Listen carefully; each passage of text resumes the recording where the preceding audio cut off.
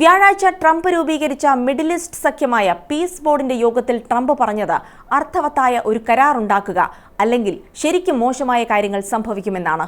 ഇറാനുമായി വിവേകപൂർണമായ ഒരു കരാറുണ്ടാക്കുകയെന്നത് അത്ര എളുപ്പമല്ലെന്ന് വർഷങ്ങൾ കൊണ്ട് തെളിഞ്ഞതാണെന്നും ട്രംപ് പറയുന്നു.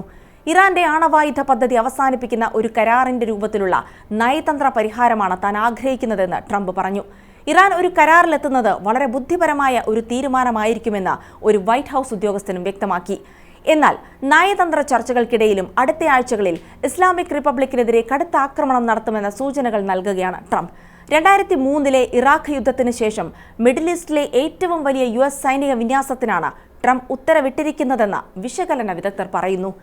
US കോൺഗ്രസിന്റെ മുൻകൂർ അനുമതിയില്ലാതെയാണ് ട്രംപിന്റെ നടപടികളെന്നതും ശ്രദ്ധേയമാണ്. ചൊവ്വാഴ്ച ജനീവയിൽ നടന്ന രണ്ടാം ഘട്ട ചർച്ചകളിൽ പുരോഗതി ഉണ്ടായിട്ടുണ്ടെന്നാണ് ഇരുപക്ഷവും പറയുന്നത്. അന്തിമ കരാറിനുള്ള രൂപരേഖയുണ്ടാക്കി മൂന്നാം ഘട്ട ചർച്ചയിലേക്ക് പോകാനാണ് തീരുമാനം. ഫെബ്രുവരി 17 അമേരിക്ക ഇറാൻ പ്രതിനിധികൾ 3.5 മണിക്കൂറാണ് ചർച്ച നടത്തിയത്. ചില അടിസ്ഥാന തത്വങ്ങളിൽ ധാരണയായി.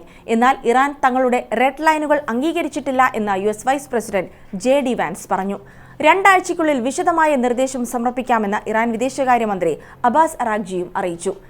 സ്ട്രെയ്റ്റ് ഓഫ് ഹോർമുസ് ഭാഗികമായി അടച്ചാണ് ഇറാൻ മുന്നറിയിപ്പ് നൽകുന്നത്.